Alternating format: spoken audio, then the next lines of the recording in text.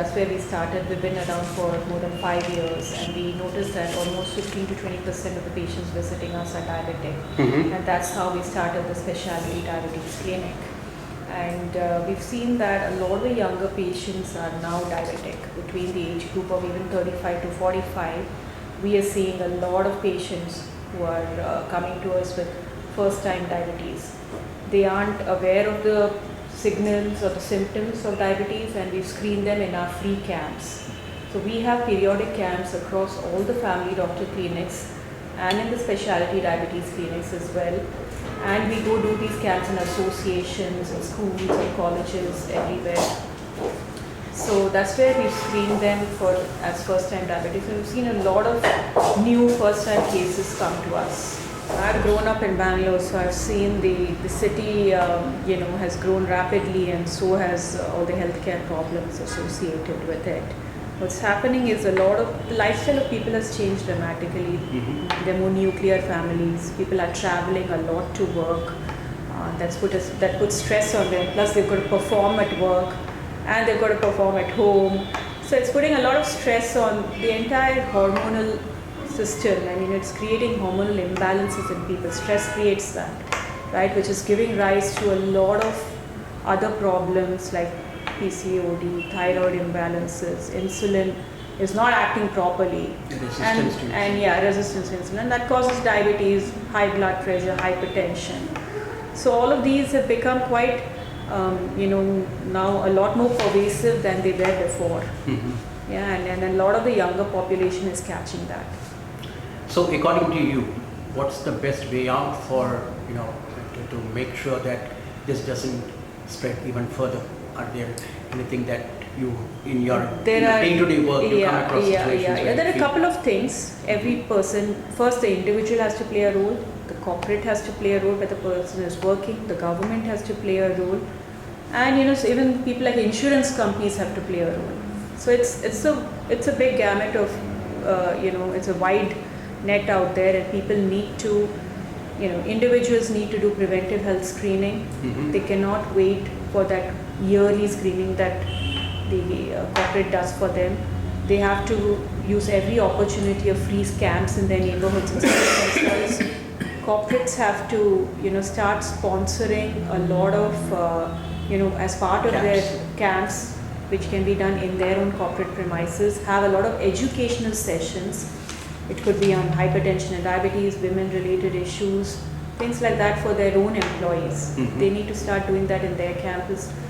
The government needs to step up its effort, of having, getting people like us to sponsor camps in weaker sections of the society to create awareness in them.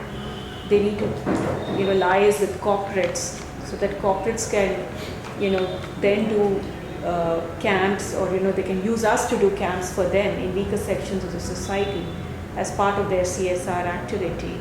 And insurance companies need to make OPD insurance as something that's highly accessible to the common public, because right now with IPD insurance, people are not actively screening themselves because they see that as an expense. It's something that goes out of their pocket, which neither the company is reimbursing them, and neither is the insurance company reimbursing them. So if the insurance companies make OPD as, and give them OPD coverage for a certain premium, then a lot of employees would actively screen on a regular basis for lifestyle diseases. And primarily it's hypertension and diabetes. And I think a lot that has come into which is also mental disorders that are coming into play, which is another lifestyle disease as well. Depression, anxiety, all of that. Abroad, there is a new trend. They find something called diabetes psychologist. Which is started in UK. Diabetics actually, I think, need a lot more counseling than drugs. I've seen a lot of diabetic patients who come to our clinic who are young diabetics. They're not able to digest the fact that they have diabetes. They have complete ignorance about the condition, and the fact that they feel that only medication will, at some point of time, they could stop the medication as well. But they have no awareness that this is a lifestyle disorder that is lifetime.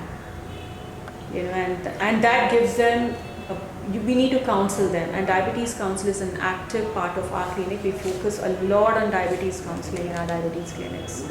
We have fortnightly education sessions on diabetes and related complications, diabetes and diet, diabetes and travel and sick day guidelines, things like that, which are very easy for people to understand. And it's only over a period of time that when they attend these sessions and education lessons, they're able to adapt it, they're able to share it with their neighbors, and that's something that we've seen that they relate to very easily, and they find comfort in that.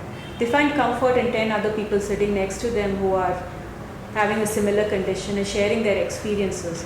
We've also asked them to write about their experience of living with diabetes, and we have very interesting stories from them, which we're going to post on our own website, so that people can draw inspiration and find strength in living with disorder. Yeah, I think that's a bit.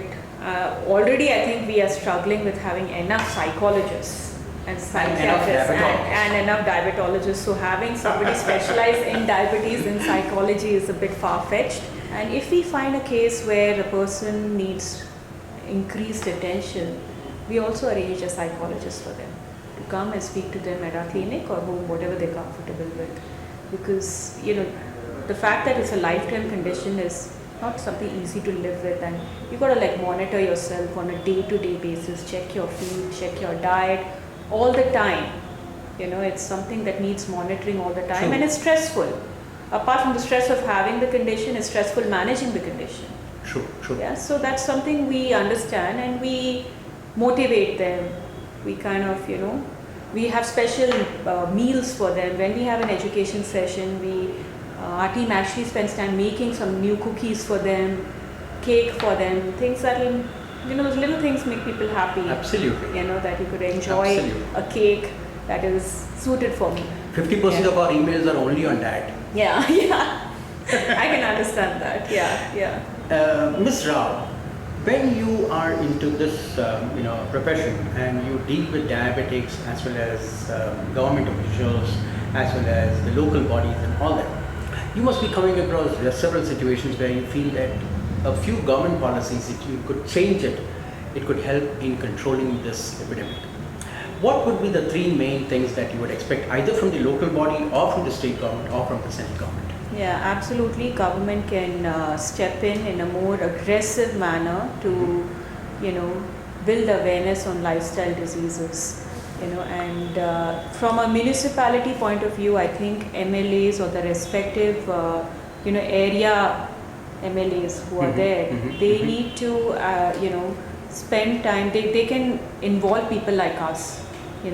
It's not just the family doctor, diabetes clinics, various hospitals at every level. In their vicinity, at least they can take an initiative and say, every 6 months, I want, in my area, we should have camps. We should have 5 camps. Something of that sort. Okay. In the weaker sections of society, as well as in various associations, simple thing like, okay, when they're paying BBMP tax, I'm going to go pay tax, right, for my property tax.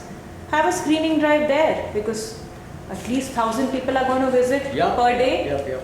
So we could have a screening drive there sponsored by the local MLA or sponsored by the state government. Something as simple as that, where you are attracting every type of patient to come in and or just a person to come in and give their blood test to create awareness. We'll run the education sessions there in parallel and do screening. That's something that the local government can do.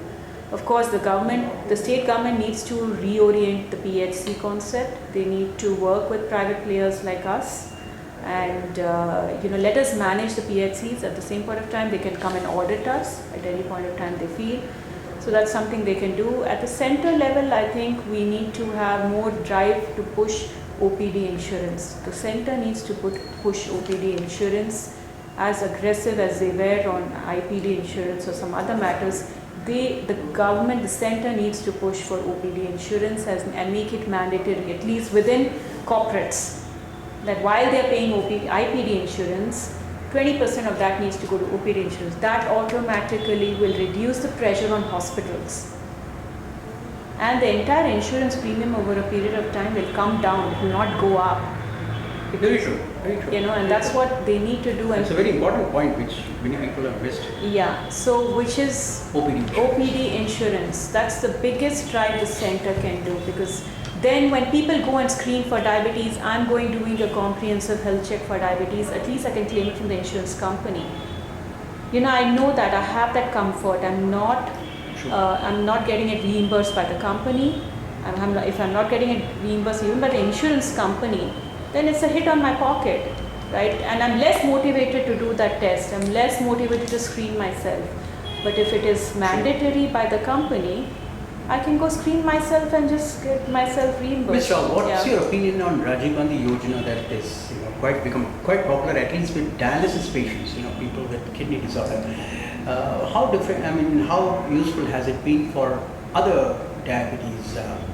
Actually, to be honest, we haven't come across many cases of that, but I think just pushing OPD would drive a lot of people to come to just not hospitals and clinics. It's going to overall bring down the healthcare cost of the nation as a whole over a period of time. Sure.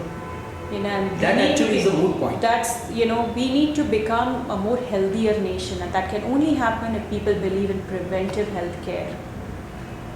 Right? Yeah, and people are now procrastinating because a lot of the healthcare expenses are entirely borne by them. And once we believe in preventive healthcare, we will become a healthier nation.